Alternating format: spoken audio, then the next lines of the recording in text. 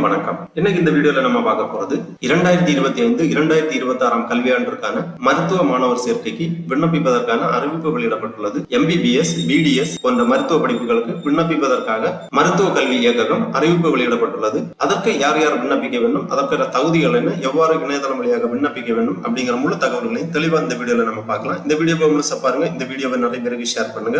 மனித சேவை சேனலை சப்ஸ்கிரைப் பண்ணாதவங்க சப்ஸ்கிரைப் பண்ணி பெல் ஐகானையும் பிரஸ் பண்ணுங்க. 2025 நீட் தேர்வு எழுதிய மாணவர்களுக்கான தேர்வு முடிவுகள் ஜூன் 14 அன்று வெளியிடப்படும் என்று தேசிய தேர்வு முகமை அறிவிப்பு வெளியிடப்பட்டுள்ளது. மருத்துவம் படிப்புகளான MBBS மற்றும் BDS படிப்புகளுக்கு இணையதளம் வழியாக விண்ணப்பிக்கலாம் என்று அறிவிப்பு வெளியிடப்பட்டுள்ளது. மருத்துவ படிப்புகளான MBBS மற்றும் BDS படிப்புகளுக்கு இணையதளம் வழியாக விண்ணப்பிப்பதற்காகவும் அதை பற்றிய முழு தகவல்களை தெரிந்து கொள்வதற்காகவும் இந்த வெப்சைட் ஓபன் பண்ணிக்கோங்க. www.tnmedicalselection.net. இந்த வெப்சைட்டோட லிங்க் நான் டிஸ்கிரிப்ஷன்ல கொடுக்கிறேன். இதுதான் selection committee, directorate of medical education and research. இந்த இணையதளத்தில் தான் மருத்துவ படிப்புகளுக்கு விண்ணப்பிப்பதற்கான வழிவகை செய்யப்பட்டுள்ளது. இந்த வெப்சைட் ஓபன் பண்ணா இதுல நிறைய தகவல்கள் எல்லாமே கொடுக்கப்பட்டிருக்கும். இதுல UG courses, PG courses, PMC courses இருக்கு. நம்ம பார்க்க போறது UG கோர்சஸ். இதுல நீங்க கிளிக் பண்ணீங்கன்னா இந்த மாதிரி MBBS, BDS அப்படி கொடுத்திருப்பாங்க. இதுல கிளிக் பண்ணிக்கோங்க. உடனே இந்த மாதிரி நோட்டிபிகேஷன் கொடுத்திருப்பாங்க. பலதரப்பட்ட நோட்டிபிகேஷன் இருக்கு. Notification 1, kind attention to the candidate who are applying for MBBS, BDS 2025-26. அப்புறமா நோட்டிபிகேஷன் 2 இருக்கு. கைண்ட் அட்டென்ஷன்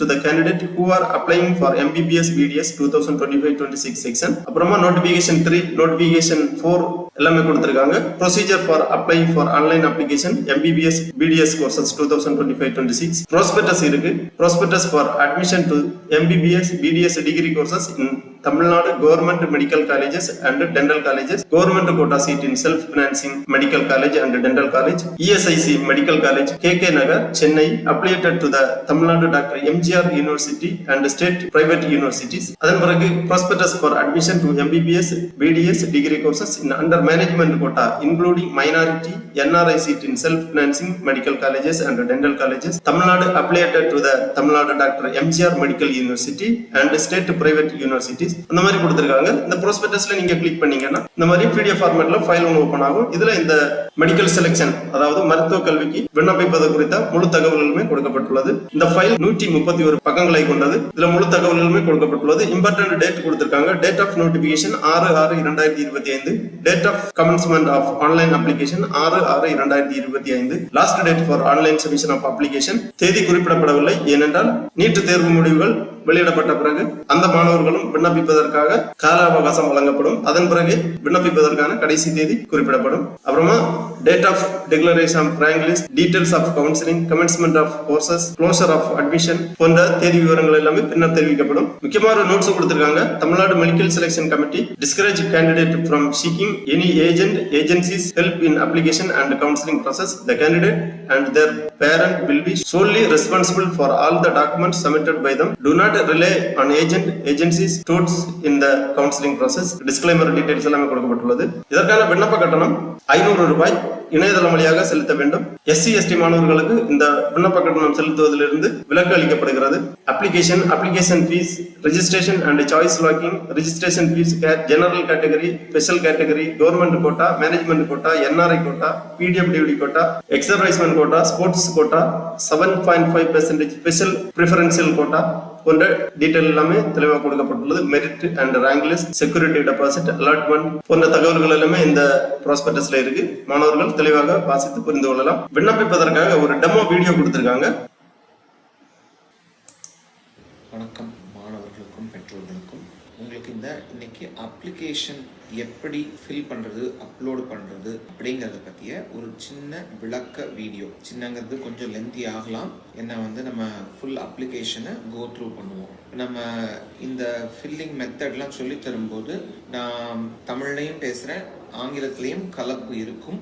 ஸோ எல்லாருக்கும் ஹெல்ப்ஃபுல்லாக இருக்கும் அப்படிங்கிறதுக்காக இந்த ஒரு சின்ன முயற்சி. நம்ம tnmedicalselection.org அல்லது tnmedicalselection.net அப்படிங்கிற இந்த வெப்சைட் மூலமாக தான் இந்த அப்ளிகேஷனை நம்ம லாகின் பண்ணி ஃபில் பண்ண முடியும். இந்த அப்ளிகேஷன் பார்க்கறதுக்கு முன்னாடி 2 விஷயங்கள் கிளியர் பண்ணிட விரும்புகிறேன். இப்போ இந்த வீடியோ வந்து ஸ்டூடெண்ட்ஸ்க்கு பேரண்ட்ஸ்க்கு ஹெல்ப்ஃபுல்லாக இருக்கணும் அப்படிங்கிறதுக்காக போடப்பட்டது தானே தவிர இதுதான் ஃபைனல் டாக்குமெண்ட், இதுதான் இதில் உள்ளது தான் நான் பேசுறது தான் ரூலிங்னு கிடையாது. ஸோ அதனால என்ன பண்ணணும், ஸ்டூடெண்ட்ஸ் வந்து ப்ராஸ்பெக்டஸ் அப்படின்னு தகவல் தொகுப்பேடு அப்படின்னு நம்ம வெளியிடுறோம் இல்லையா, அது வந்து ஒரு அரசு ஆணை. ஸோ அது இதே tnmedicalselection.org வெப்சைட்லேயே இருக்கும். இந்த ப்ராஸ்பெக்டஸ்ல இருக்கிறது தான் ஃபைனல், அதுதான் கரெக்டானது. இது நம்ம ஈஸி அண்டர்ஸ்டாண்டிங்காக எப்படி அப்ளிகேஷன் ஃபில் பண்ணும் அப்படிங்கிறத பார்த்துடலாம். உங்க வீடியோல தெரியுற மாதிரி இந்த சைட்டை திறந்த உடனே இப்போ கவர்மெண்ட் கோட்டா, மேனேஜ்மெண்ட் கோட்டா அப்படின்னு 2 காலம் இருக்கு. நம்ம கவர்மெண்ட் கோட்டா அப்படிங்கறத நான் கிளிக் பண்ணி உள்ள போயிருக்கேன். Click here for new registration அப்படின்னு இருந்தது இல்லையா, அந்த இடத்துல நம்ம புதுசா ரெஜிஸ்டர் பண்ணணும். ரெஜிஸ்டர் பண்ணும்போது இந்த மாதிரி என்னென்ன விஷயங்கள் படிச்சு பார்க்கணும் அப்படிங்கறது பாருங்க. நான் முழுசா படிச்சு பார்த்துட்டு கீழே நான் படிச்சுட்டேன் அப்படிங்கறத ஒத்துக்கிட்டு அந்த செக் மார்க்கை கிளிக் பண்ண பிறகு அதுக்குள்ள போறேன். இப்போ நம்ம பேசிக் டீடைல்ஸ் கொடுக்குறோம். இந்த பேசிக் டீடைல்ஸ்ல நம்ம வந்து எந்த குவாலிஃபைங் எக்ஸாமினேஷன், நம்ம +2 வந்து ஸ்டேட் போர்டு ஹையர் செகண்டரி ஸ்ட்ரீம்ல படிச்சோமா அல்லது சிபிஎஸ்இல படிச்சோமா, சோ அந்த தகவல்கள் இருக்கு. அடுத்தது டேட் ஆஃப் பர்த் இருக்கு, குவாலிஃபையிங் இயர் அப்படின்னு இருக்கு. அப்படின்னா என்ன அர்த்தம், இப்ப நம்ம குவாலிஃபையிங் எக்ஸாமினேஷன் இருக்கு இல்லையா, அதாவது +2 நம்ம இந்த வருஷம் முடிச்சோமா சென்ற வருடம் முடிச்சோமா 2024 நான் முடிச்சேன் அப்படின்னு இந்த குவாலிஃபையிங் இயர் இருக்கு. நம்மளோட higher secondary examination higher secondary அல்லது சிபிஎஸ்இனா சிபிஎஸ்இ அதோட ரெஜிஸ்ட்ரேஷன் நம்பர் இருக்கு. இதெல்லாம் ரொம்ப கவனமா இந்த இடத்துல நம்ம பார்த்து ஃபில் பண்ணணும். இதற்கு பிறகு பாத்தீங்கன்னா இந்த இஎம்ஐஎஸ் ஐடிங்கிறது நம்ம தமிழ்நாட்டில் படிச்சிருந்தோம்னா எல்லாருக்குமே இருக்கு. அந்த இஎம்ஐஎஸ் ஐடியா கவனமா இந்த இடத்துல ஃபில் பண்ணோம். இஎம்ஐஎஸ் ஐடி முடிச்ச உடனே +1 பாஸ்டான்னு கேக்குது. நம்ம +1 பாஸ் பண்ணி தான் +2க்கு வந்திருப்போம். அந்த தகவலை ஃபில் பண்ணோம். லாகின் ஐடி அப்படின்னு கேக்குது. இந்த லாகின் ஐடி அப்படிங்கறதா நீங்க தமிழ்நாடு மெடிக்கல் செலக்ஷன் கமிட்டி வெப்சைட்டுக்குள்ள லாகின் செய்யறதுக்கான உட்புகிறதுக்கான பாஸ்வேர்டு பின்னாடி வரும். இதுதான் லாகின் ஐடி. சோ இதை மறக்க கூடாது. இதை யூனிக்கா உருவாக்கி இந்த இடத்துல இந்த லாகின் ஐடி போட்டுருங்க.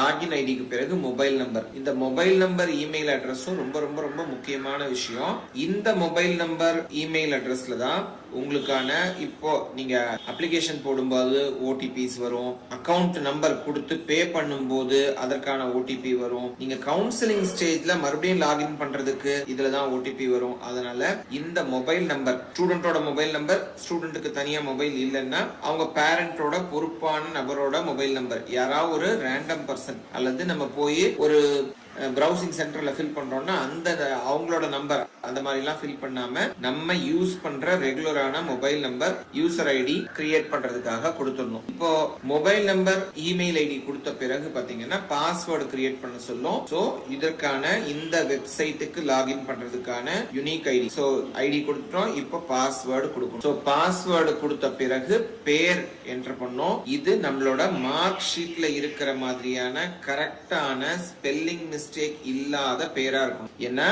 இந்த பேர் தான் நமக்கு அலாட்மெண்ட் ஆர்டர் டவுன்லோட் ஆகிற வரைக்கும் நம்ம காலேஜ்ல பதிவாகிற வரைக்கும் வரும். மிஸ்டேக் ஆயிடுச்சுன்னா அதை மாத்துறது ரொம்ப சிரமமா இருக்கும். அதனால கவனமா நம்ம +2 மார்க் லிஸ்ட் எடுத்து வச்சுட்டு அதற்கு பிறகு அதுல இருந்து ஃபில் பண்ணிக்கலாம். பொதுவாவே மாணவர்களுக்கு நான் என்ன சொல்லுவேன்னா, வெப்சைட்டுக்குள்ள ஒரு முறை போய் பார்த்துட்டு அதற்கு பிறகு என்னென்ன டாக்குமெண்ட் வேணும்னு ப்ராஸ்பெக்டஸ்ல போட்டிருக்கோ அந்த டாக்குமெண்ட் எல்லாத்தையும் கையில வச்சுக்கிட்டு, பிசிக்கல் காப்பீஸ கையில வச்சுட்டு கூட இந்த டாக்குமெண்ட் எல்லாத்தையும் ஸ்கேன் பண்ணி பிடிஎஃப் ஃபார்மேட்ல, போட்டோஸ் எல்லாம் ஜேபிஜி ஃபார்மேட்லயும், டாக்குமெண்ட்ஸ் எல்லாம் நம்ம சர்டிபிகேட்ஸ் எல்லாத்தையும் பிடிஎஃப் ஃபார்மேட்லயும் ஸ்கேன் பண்ணி நம்ம கம்ப்யூட்டர்ல, இப்ப நம்ம கம்ப்யூட்டர்ல தான் பதிவு பண்றோம் அப்படின்னா அந்த கம்ப்யூட்டர்லயே ஒரு ஃபோல்டர்ல பெயர் போட்டு, இப்போ உதாரணத்துக்கு கம்யூனிட்டி சர்டிபிகேட்னா கம்யூனிட்டி சர்டிபிகேட், நேட்டிவிட்டி சர்டிபிகேட்னா நேட்டிவிட்டி சர்டிபிகேட் அப்படின்னு பெயரிட்டு ரீநேம் பண்ணி எல்லாத்தையும் ஒரு ஃபோல்டர்ல சேவ் பண்ணிட்டு அதற்கு பிறகு அப்ளிகேஷன் ப்ராசஸ் ஸ்டார்ட் பண்ணோம்னா கொஞ்சம் ஈஸியா இருக்கும். இப்போ இந்த பேசிக் டீடைல்ஸ் கொடுத்த உடனே பாத்தீங்கன்னா நமக்கு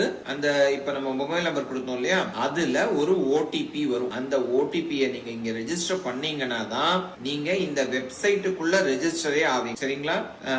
இப்ப இந்த ஓடிபி நமக்கு வந்துருச்சாங்கிறத செக் பண்ணிட்டு பதிவு பண்றோம். இந்த ஓடிபி போட்ட உடனே நீங்க சப்மிட் கொடுக்க முடியும். முடியும். ஓடிபி வரல அப்படின்னா ரீசெண்ட் ஆப்ஷன் ஆப்வியஸா இருக்கும். ரீசெண்ட் பண்ணி மறுபடியும் ஓடிபி வந்த பிறகு நம்ம உள்ள சப்மிட் பண்ணி ரெஜிஸ்டர் ஆயிடும். இது ரெஜிஸ்ட்ரேஷன் மட்டும்தான், அப்ளிகேஷன் ப்ராசஸ் இன்னும் முடியல. இப்ப இதற்கு பிறகு வெப்சைட்ல பாத்தீங்கன்னா ஸ்டெப்ஸ் ஆஃப் ஆன்லைன் ரெஜிஸ்ட்ரேஷன் அப்படின்னு என்னென்ன கொடுத்திருக்குன்னு பாருங்க.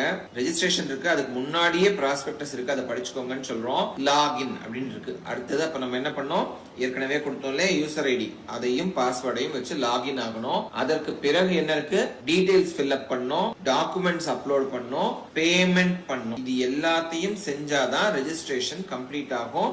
அப்பதான் நம்ம ஆன்லைன் அப்ளிகேஷனை சப்மிட் பண்ணிருக்கோம்னு அர்த்தம். சரிங்களா? நம்ம தொடர்ந்து இப்ப ஏற்கனவே யூஸ் பண்ண யூசர் ஐடி பாஸ்வேர்ட் இருக்கு இல்லையா, அதை வச்சு லாகின் ஆகும்.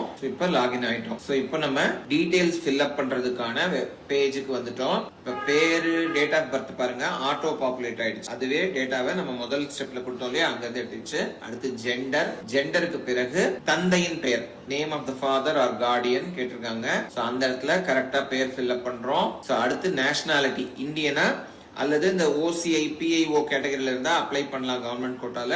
சோ அந்த கேட்டகரியில இருக்குமா அப்படிங்கறத கேக்குது. அதுக்கு அடுத்தது நேட்டிவிட்டி, தமிழ்நாடு நேட்டிவா சேர்ந்தவர்களா அல்லது வேறு மாநிலத்தை சேர்ந்தவர்களா அப்படிங்கறத தமிழ்நாடு கொடுத்து குடிக்கிறோம். Nativity, religion, name of the mother, community. இப்ப கம்யூனிட்டியில நம்ம வந்து பிசியா, எம்பிசியா, எஸ்சியா, எஸ்சிஏவா, எஸ்டியாங்கிறது கொடுத்துட்டோம்னா அதற்கு பிறகு அந்த பக்கத்துல உள்ள ஃபீல்டுல நம்மளோட குறிப்பிட்ட உட்பிரிவு என்ன, கம்யூனிட்டியில உட்பிரிவு என்ன அப்படிங்கறத கேட்கும். சோ இப்ப நீங்க பிசி ஓபன் பண்ணீங்கன்னா பிசியோட உட்பிரிவுகள் ஓபன் ஆகும். எம்பிசியை கிளிக் பண்ணோம்னா எம்பிசியோட உட்பிரிவுகள் ஆகும். நான் இங்க வந்து ஒரு டீடைல் கொடுத்துட்டு உள்ள போறேன். சோ இப்ப அடுத்தது பாத்தீங்கன்னா பிளேஸ் ஆஃப் பர்த் அப்படின்னு கேட்கும். எந்த மாநிலத்தில் நீங்கள் பிறந்தீர்கள். நேட்டிவிட்டி, நீங்க தமிழ்நாட்டை சேர்ந்தவராக இருந்தோம் கர்நாடகால பிறந்திருந்தீங்கன்னா பிறப்புக்கான இடம்னா இந்த இடத்துல கொடுக்கலாம், தப்பு இல்ல. நேட்டிவிட்டி, நீங்க எந்த ஊரை சேர்ந்தவர், நேட்டிவிட்டிங்கிறதும் பர்த் பிளேஸும் ஒண்ணு கிடையாது. அடுத்து ஆதார் நம்பர், ஆதார் நம்பர் சரியான ஆதார் நம்பரை இங்க வந்து என்டர் பண்ணோம். பிளட் குரூப் கேட்டிருக்கோம், பிளட் குரூப் என்டர் பண்ணுங்க. இப்ப இந்த இடத்துல candidates name as in Aadhaar அப்படின்னு கேக்குறோம். இது ஆதார் வெரிஃபிகேஷனுக்காக. சோ இப்ப ஆதார்ல என்ன பேர் இருக்கோ அது, ஒருவேளை பிளஸ் 2 மார்க் லிஸ்ட்ல இருக்கிறது வேற பேரா இருந்தா இங்க இந்த இடத்துல ஆதார்ல இருக்கிற பேரை என்டர் பண்ணுங்க. இதுக்கு அடுத்தது கம்யூனிட்டி சர்டிபிகேட்டோட இன்ஃபர்மேஷன். நம்ம குறிப்பா நமக்கு சலுகை வேணும்னா, அதாவது கம்யூனிட்டி பேஸ்ட் ரிசர்வேஷன் வேணும்னா இந்த கம்யூனிட்டி சர்டிபிகேட் இன்ஃபர்மேஷனை கரெக்டா ஃபில் பண்றது ரொம்ப முக்கியம். சோ கரெக்டா நம்ம அந்த நம்பர், எந்த இடத்துல இருந்து இஷ்யூ செய்யப்பட்டது, இஷ்யூயிங் அத்தாரிட்டி யாரு, சோ இப்ப நம்ம ஆர்டிஓவா, தாசில்தாரா, யார் இஷ்யூ பண்ணாங்க, கம்யூனிட்டி சர்டிபிகேட்டோட நம்பர் என்ன, சோ டேட் ஆஃப் இஷ்யூ என்ன, இது எல்லாத்தையும் அதுல என்டர் பண்ணோம்னா நம்ம இந்த டீடைல்ஸ் கம்ப்ளீட் பண்ணிட்டோம். இதற்கு அடுத்து அட்ரஸ் டீடைல்ஸ். அட்ரஸ்ல 2 அட்ரஸ் கேட்டிருக்காங்க. கம்யூனிகேஷன் அட்ரஸ், நமக்கு ஏதாவது ஒரு வகையில தேவைப்பட்டால், பொதுவாக எந்த இண்டிவிஜுவல் பர்சனல் கம்யூனிகேஷனும் தமிழ்நாடு மெடிக்கல் செலக்ஷன் கமிட்டில இருந்து வராது, எல்லாமே வெப்சைட் மூலமா தான் நடக்கும். ஆனாலும் அட்ரஸ் எது அப்படிங்கிறது நம்மளோட இப்போ கம்யூனிகேட் பண்ணணும்னா எந்த அட்ரஸ், நம்மளோட பெர்மனன்ட் அட்ரஸ் எது, ரெண்டையுமே ஒன்னு ஃபில் பண்ணிட்டு இன்னொன்னுக்கு வந்து கிளிக் பண்ணீங்கனாலே அது ஆட்டோ பாப்புலேட் ஆகி இந்த இதே அட்ரஸ் தான், ரெண்டுமே எனக்கு ஒண்ணுதான், அதை ஃபில் பண்ணிக்கலாம். அதுல ஒன்னும் சிரமம் கிடையாது. அடுத்தது ஸ்பெஷல் கேட்டகரி இன்ஃபர்மேஷன். சோ நம்ம வந்து இந்த ஏதாவது ஸ்பெஷல் கேட்டகரிஸ்ல வர்றோமா, அதாவது அதுல உள்ளவங்களா, மாற்றுத்திறனாளிகளா, அல்லது எக்ஸ் சர்வீஸ்மென், முன்னாள் ராணுவத்தினர் கேட்டகரியில வருமா, அல்லது இந்த ஐஆர்டி எனப்படும் ரோட் டிரான்ஸ்போர்ட் கார்பரேஷனை சேர்ந்தவர்களா, இந்த இன்ஃபர்மேஷன் கொடுத்துட்டு சேவ் அண்ட் ப்ரொசீட் கொடுத்து அடுத்த ஸ்டெப்புக்கு போறோம். இந்த சேவ் அண்ட் ப்ரொசீட் கொடுக்கிறதுக்கான காரணம் என்னன்னா, இந்த ஒரு ஸ்டெப்லயும் உள்ள இன்ஃபர்மேஷனை நீங்க திரும்ப ரீஃபீட் பண்ண தேவையில்ல. ஒருவேளை நடுவுல வந்து ஏதாவது கட் ஆயிடுச்சு, இன்டர்நெட் கட் ஆயிடுச்சுன்னா இந்த இன்ஃபர்மேஷன் சேவ் ஆயிடும். அதற்காக இந்த ஸ்டெப்புகள் இருக்கு. இதற்கு பிறகு பார்த்தோம்னா நம்ம 6th ல இருந்து +2 வரைக்கும் படிச்சதுக்கான இன்ஃபர்மேஷன். சோ இப்போ நம்ம வந்து கவர்மெண்ட் ஸ்கூல்ல படிச்சோமா இல்லையா அப்படிங்கிறது முக்கியமா இங்க கொடுக்கணும். 7% சிறப்பு இடஒதுக்கீடு அரசு பள்ளி மாணவர்களுக்கு இருக்கிறதுனால அந்த மாணவர்கள் ஃபில் பண்ணும்போது இங்க அரசு பள்ளியில படித்தாங்களா, அரசு பள்ளியில படிக்கலன்னா நோ அப்படிங்கறத கிளிக் பண்ணும். சரியா? இது பல பேர் வந்து தவறா ஃபில் பண்ணிடுறோம். அரசு பள்ளியில படித்தோம் அப்படின்னு ஃபில் பண்ணாதான் அந்த 7% இடஒதுக்கீடுக்கு உள்ள வர முடியும். அதனால 7% இடஒதுக்கீடை பொறுத்த வரைக்கும் நம்ம பாத்தீங்கன்னா இந்த வருஷம் போன வருஷம் முடித்த எல்லா அரசு பள்ளி மாணவர்களுக்கும் அந்த இஎம்ஐஎஸ் வச்சே டேட்டா எடுத்துக்கலாம். சிஇஓ சர்டிபிகேட் தேவையில்லை. அதனால குறிப்பா இந்த இஎம்ஐஎஸ் ஐடி கரெக்டா ஃபில் பண்ணோம். அதே மாதிரி ஸ்கூல் இன்ஃபர்மேஷன் பண்ணும்போது 6வது இருந்து ஒவ்வொரு வருடமும் எந்த ஸ்கூல்ல படிச்சீங்க இன்ஃபர்மேஷன் பண்ணோம். ரொம்ப டைப் பண்ணணும்னு அவசியம் இல்ல. நீங்க 6வது படிச்சுட்டு அதே ஸ்கூல்ல தான் 12வது வரைக்கும் படிச்சீங்கன்னா அந்த மேல உள்ள கிளிக் மார்க் கிளிக் பண்ணீங்கனாலே போதும். அது வந்து அதே ஸ்கூல்லயே எல்லா வருஷமும் படிச்சோம்னு எடுத்துக்கும். அதற்கு பிறகு நமக்கு பாத்தீங்கன்னா எந்த டைப் ஆஃப் ஸ்கூல் அப்படின்னு இருக்கும். சோ இந்த டைப் ஆஃப் ஸ்கூல்ல முக்கியமா கரெக்டா ஃபில் பண்ணுங்க. அது கவர்மெண்ட் ஸ்கூலா இருக்கலாம், எய்டட் ஸ்கூலா இருக்கலாம், சிபிஎஸ்இ ஸ்கூலா இருக்கலாம், கார்பரேஷன் ஸ்கூலா இருக்கலாம். சரியா? இந்த மாதிரி ஸ்பெஷல் ஸ்கூல்ஸ் நிறைய இருக்கு இல்லையா, அதெல்லாம் இருக்கலாம். அதற்கான எல்லா காலமும் இருக்கு.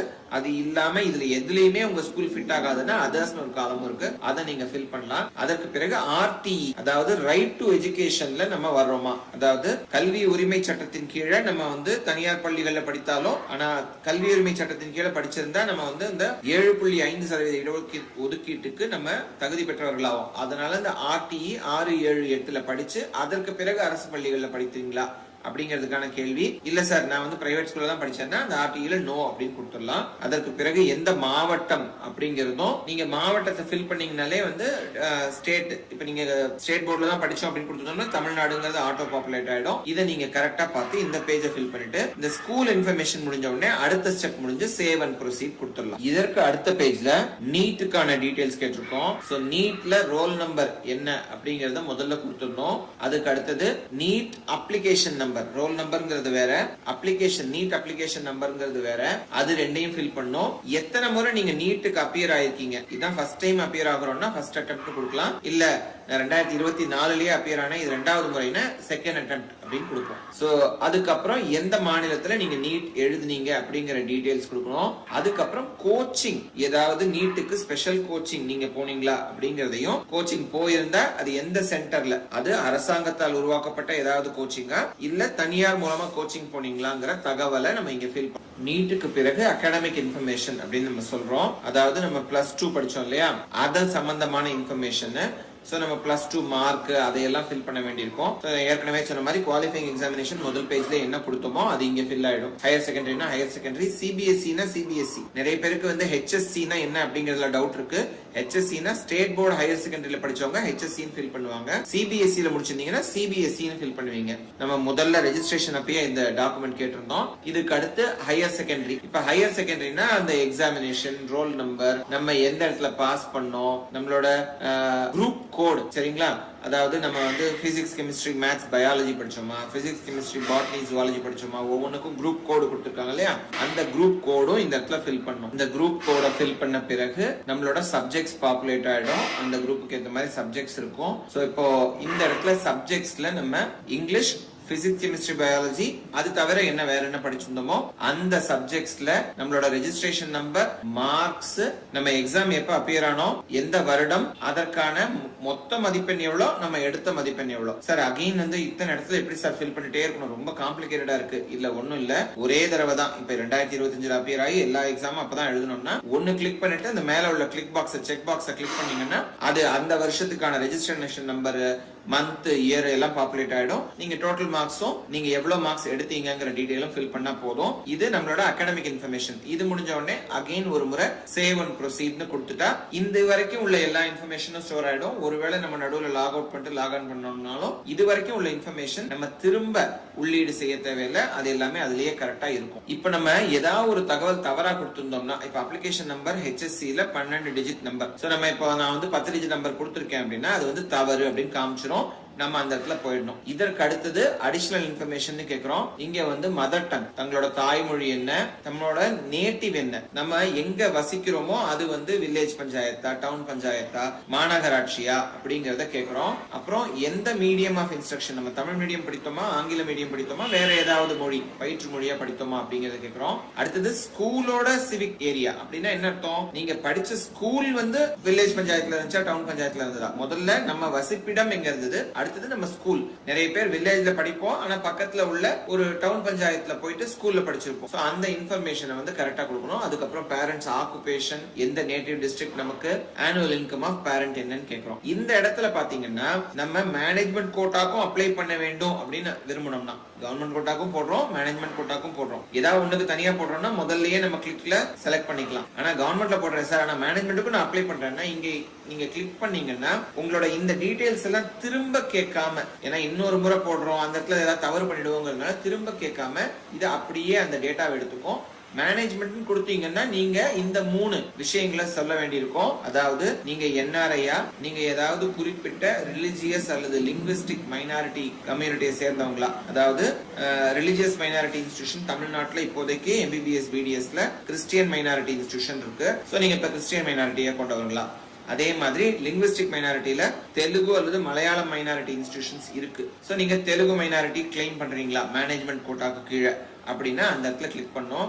ஏற்கனவே நம்ம வந்து மதர் டங்கு மற்ற இடங்கள்ல எல்லாத்துலயுமே தமிழ்னு கொடுத்திருந்தோம்னா அது இங்க ஆட்டோமேட்டிக்கா இப்ப எனக்கு நடந்த மாதிரி என்ன ஆயிடும், நான் வந்து தமிழ்னு கொடுத்திருந்ததுனால இங்க தெலுங்குக்கு அதுவே மைனாரிட்டியில நோக்கு கிளிக் ஆயிடுச்சு. இதற்கு அடுத்து இந்த ஸ்டெப்பை சேவ் அண்ட் ப்ரொசீட் பண்ணிட்டு அடுத்த ஸ்டெப் போனோம்னா ரீஃபண்ட் பேங்க் டீடைல்ஸ் கேட்கும். என்ன சார் இது இங்க என்ன சார் பேங்க் டீடைல், நாங்க இன்னும் பணமே கட்டலையே. இந்த பேங்க் டீடைல் நீங்க கட்ட போற பணத்துக்காக மட்டும் இல்ல, செக்யூரிட்டி டெபாசிட் எனப்படும் காப்பீட்டு தொகை. நம்ம வந்து private college government quota seats போடணும்னாலோ அல்லது பிரைவேட் காலேஜ்ல மேனேஜ்மெண்ட் கோட்டா சீட்ஸ் போடணும்னாலோ அதற்கான சாய்ஸ் போடணும். அந்த சீட்டுக்கும் நான் வந்து கம்பீட் பண்ணும், அந்த சீட்டுக்கும் நான் அப்ளை பண்றேன் அப்படின்னா நீங்க பின்னாடி கவுன்சிலிங் அப்போ செக்யூரிட்டி டெபாசிட்னு ஒண்ணு கட்ட வேண்டியிருக்கும். இப்ப நம்ம போடுறது அப்ளிகேஷன் ஸ்டேஜ். இந்த அப்ளிகேஷனுக்கு பிறகு கவுன்சிலிங் ஆரம்பிக்கும் இல்லையா, அந்த டைம்ல செக்யூரிட்டி டெபாசிட்னு கட்ட வேண்டியிருக்கும். இந்த செக்யூரிட்டி டெபாசிட்ங்கிறது யாரும் சீட்டை விட்டுட்டு போக கூடாது. நான் செலக்ட் பண்ணி ஒரு சாய்ஸ் போட்டுட்டு அது பிறகு விட்டுட்டு போனோம்னா நமக்கு பின்னாடி உள்ள மாணவர்களுக்கு அதனால பாதிப்பு, சீட் பிளாக்கிங் அப்படின்னு சொல்றோம். சுப்ரீம் கோர்ட்டே இது ரொம்ப கடுமையா கண்டிக்குது, இந்த மாதிரி செய்யக்கூடாது அப்படின்னு. அதனால நம்ம அந்த சீட் ஜாயின் பண்ண போறது இல்லைன்னா அதற்காக நம்ம அப்ளை பண்ணக்கூடாதுங்கிறத தடுக்கிறதுக்காகத்தான். அந்த செக்யூரிட்டி டெபாசிட் நீங்க ஒருவேளை உங்களுக்கு எல்லா கவுன்சிலிங் ப்ராசஸும் முடிஞ்சதுக்கு பிறகு மாணவர்களுக்கே திரும்ப வந்துடும். நம்ம வந்து சில குறிப்பிட்ட ரூல்ஸை ஃபாலோ பண்ணலன்னா, நம்ம சீட் அலாட் ஆயிட்டு நம்ம போய் ஜாயின் பண்ணாம 3வது ரவுண்ட்ல இருந்து விட்டோம்னா நம்ம செக்யூரிட்டி டெபாசிட் ஃபோர்ஃபீட் ஆயிடும். சரியா, நீங்க இழக்க நேரிடும். அப்படி இல்லாம இல்ல சார் நான் ரூல்ஸ் எல்லாம் கரெக்டா தான் ஃபாலோ பண்ணியிருந்தேன்னா இந்த செக்யூரிட்டி டெபாசிட் நமக்கு திரும்ப வந்துடும். இந்த செக்யூரிட்டி டெபாசிட் எந்த அக்கௌண்ட்டுக்கு உங்களுக்கு திரும்ப வரணுமோ அந்த அக்கௌண்ட் டீடைல்ஸ் கேட்டிருக்கோம். நிறைய பேருக்கு எந்த அக்கௌண்ட்ல அனுப்புறோமோ அந்த அக்கௌண்ட்ல தானே திரும்ப கொடுத்துட்டா சரிதானே அப்படின்னு தோணும். நம்ம எல்லா மாணவர்களையும் கருத்துல கொள்ளணும். நிறைய பேர் கிராமப்புறத்துல இருக்காங்க, நிறைய பேர் மாணவர்கள் அவங்கவுங்க பேர்ல அக்கௌண்ட்டுகள் இல்ல, ஆனா அவங்க எல்லாமும் அப்ளை பண்றாங்க. அப்படி செய்யும் போது அவங்க பிறரோட உதவியை நாடி அவங்க அக்கௌண்ட் மூலமா எல்லாம் அனுப்பும் போது அந்த அக்கௌண்ட்டுக்கு திரும்ப போயிடக்கூடாதுங்கிறதுக்காக நம்ம இங்க உங்களுக்கு எந்த அக்கௌண்ட்டுக்கு இந்த ரீஃபண்ட் தேவை அப்படிங்கறத இங்க கேக்குறோம். இந்த அக்கௌண்ட்டுக்கு தான் நம்ம வந்து ஒருவேளை டியூஷன் ஃபீயே கட்டுறோம் ஆனா அது திரும்ப வர வேண்டிய இருக்கு ஒரு காரணத்தினால அப்படின்னா அந்த எல்லாமே இந்த ரீஃபண்ட்ஸ் எல்லாமே இந்த வழியா தான் நடக்கும். அதனால கவனமா நம்ம இந்த ரீஃபண்ட் அக்கவுண்ட் டீடைல்ஸ் கொடுக்கணும். இது நம்ம பேர்ல அக்கவுண்ட் இருந்தா அதுவோ அல்லது நம்ம பெற்றோர் பேர்ல அக்கவுண்ட் இருந்தா அந்த அக்கவுண்ட் டீடைல்ஸ் தான் கொடுக்கணும். அக்கவுண்ட் நம்பர், ஐஎஃப்எஸ்சி கோடு, எந்த பேங்க் பிரான்ச், இது எல்லாத்தையும் ரொம்ப தெளிவாக கரெக்டாக தவறு இல்லாமல் ஃபில் பண்ணோம்.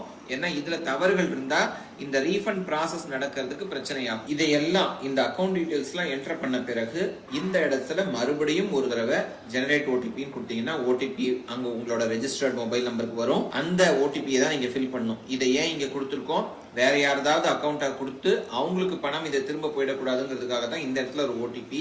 இந்த ஓடிபி எதற்காக, சேஃப்டிக்காக. இங்க மட்டும் இல்ல நம்ம கவுன்சிலிங்லயும் நம்மளோட சாய்ஸ் போட்ட பிறகு ஒரு தடவை ஓடிபி வரும். ஏன் இதெல்லாம் ஏன் நம்ம செய்யறோம் அப்படின்னா மாணவர் அவங்களுக்கு தேவையான நம்பருக்கு தான் போகணுமே தவிர தெரியாம மற்ற ஏதாவது அக்கௌண்ட் போட்டேன் சார் அவங்க மொபைல் நம்பர் கொடுத்துட்டாங்க அவங்களுக்கே ஓடிபி வந்துருச்சு அப்படிங்கிறதுக்காக இல்லாம இருக்கணுங்கிறதுக்காக தான் ஒவ்வொரு ஸ்டேஜ்லயும் ஓடிபி. அதனால உங்க மொபைல் நம்பரை கொடுங்க, அந்த ஓடிபி வந்ததுக்கு அப்புறம் இந்த ஓடிபி என்ன பர்பஸ்க்காக அப்படிங்கறத கேட்டு அந்த ஓடிபி அங்க ஃபில் பண்ணுங்க. நம்ம யாராவது வேறு நபர்களின் உதவியை நாடுறோம்னா கூட ரொம்ப சுலபமான முறை தான். கம்ப்யூட்டர் ஒரு இன்டர்நெட் கனெக்ஷன் இருந்தா பண்ணிடலாம். மொபைல்ல பண்றத பொதுவா நாங்க என்கரேஜ் பண்றது இல்ல, பண்ண முடியும்னாலும் ஏதாவது இந்த டாக்குமெண்ட் அப்லோட் பண்றதுல எல்லாம் பிரச்சனைகள் வரலாம். அதனால டெஸ்க்டாப், ஒரு லேப்டாப்போ அல்லது ஒரு பர்சனல் கம்ப்யூட்டரோ அல்லது பிரவுசிங் சென்டர் போனோம்னா கூட நம்ம உட்கார்ந்து அந்த சென்டர்ல கம்ப்யூட்டர் மூலமா நம்ம இன்டர்நெட் கனெக்ஷன் வச்சு இதை செஞ்சிட முடியும். இந்த ஸ்டேஜுக்கு அடுத்தது நம்ம அப்லோடிங் ஆஃப் டாக்குமெண்ட்ஸ், நம்ம கூட சர்டிபிகேட்ஸ் எல்லாம் இருக்கு இல்லையா,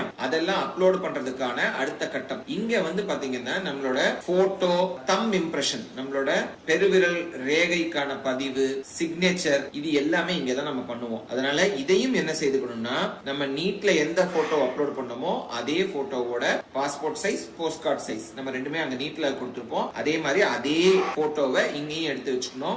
அதே மாதிரி சைன் பண்ணி அதையும் போட்டோவாக்கி வச்சுக்கணும் ஸ்கேன் பண்ணி. பெருவிரல் கைரேகை வச்சு அதையும் ஸ்கேன் பண்ணி நம்ம போட்டோவா வச்சுக்கணும். இந்த 4 போட்டோவாவும் ஜேபிஜி ஃபைல்னு சொல்லுவாங்க இல்லையா, ஜேபிஇஜி அல்லது ஜேபிஜி, சோ அந்த ஃபார்மேட்லயும் மற்ற சர்டிபிகேட்ஸ் எல்லாத்தையும் ஸ்கேன் பண்ணி பிடிஎஃப் ஃபார்மேட்லயும் பொதுவா இதை நம்ம வச்சுக்கணும். சோ பாஸ்போர்ட் சைஸ் போட்டோக்கு 50 ல இருந்து 100 KB அப்படின்னு கொடுத்திருப்பாங்க.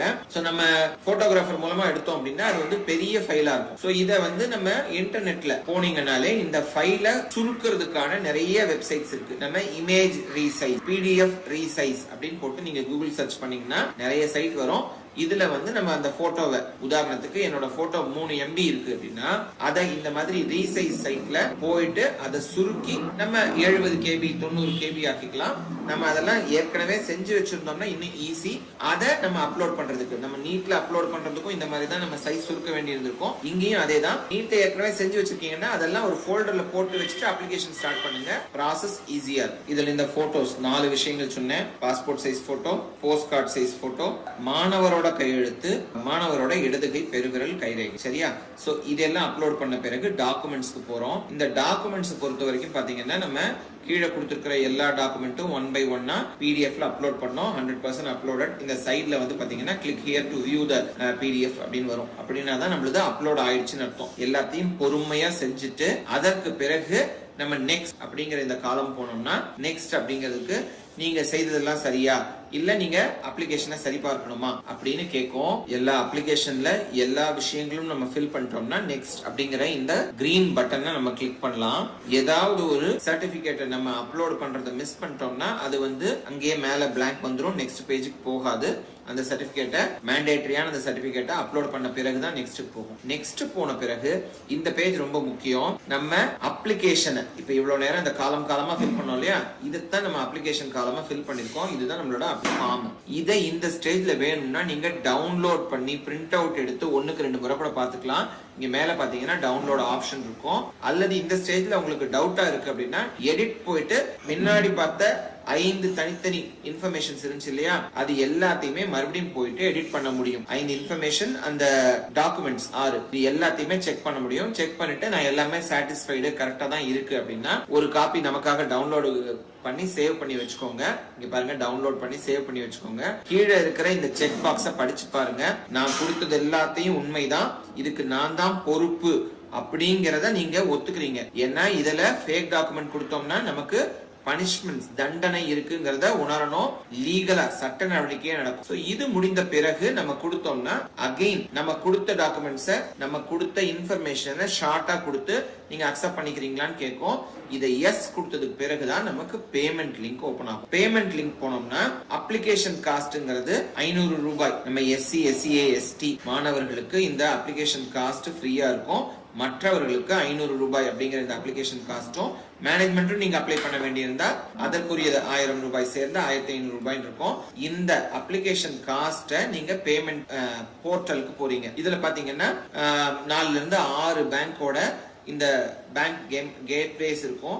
எதற்காகனா நம்ம ஒரு சமயத்துல ஒரு பேங்கோட சர்வர் ஏதாவது பிரச்சனை ஆயிடுச்சுன்னா மாணவர்கள் நலனுக்காக வச்சிருக்கோம். சோ உங்களுக்கு எந்த கேட்வே மூலமா போகணும்னா உங்களுக்கு ஈஸியோ அல்லது உங்களுக்கு எது ஃபர்ஸ்ட் ஈஸியா இருக்கோ அது மூலமா போயிட்டு நீங்க பேமெண்ட் ஆப்ஷன் வரும். அதுல UPI, credit card, debit card, net banking எதன் மூலமா வேணாலும் நீங்க பேமெண்ட் பண்ணி, பேமெண்ட் பண்ண பிறகு பாத்தீங்கன்னா இந்த காலம் வரும். இந்த காலத்துல நீங்க பாருங்க, அப்ளிகேஷன் சப்மிட்டட் இந்த மாதிரி வருது இல்லையா, இதுல கடைசி 2 செக் பாக்ஸும் கிளிக் ஆயிட்டாதான் பேமெண்ட் கம்ப்ளீட்டட், அப்ளிகேஷன் சப்மிட்டட் இந்த 2 பாக்ஸும் கிளிக் ஆயிட்டாதான் நம்மளோட அப்ளிகேஷன் சப்மிட் ஆயிடுச்சுன்னு அர்த்தம். இல்ல சார் பேமெண்ட் போச்சுன்னு நினைக்கிறேன், பேங்க்ல இருந்து எனக்கு மெசேஜ் வரல, போச்சு ஆனா ஃபெயிலியர்னு இங்க காமிக்குது. நம்ம முக்கியமா புரிஞ்சுக்கணும், ஃபெயிலியர்னு காமிச்சா பேங்க்லயே தான் பணம் இருக்குன்னு அர்த்தம். பேங்க்ல இருந்து உங்களுக்கு திரும்ப பணம் வந்துடும். சோ நம்ம சப்மிட் பண்ணி சக்சஸ்னு வந்து அப்ளிகேஷன் சப்மிட்டட்னு வந்தாதான் நம்மளோட அப்ளிகேஷன் போனதா அர்த்தம்.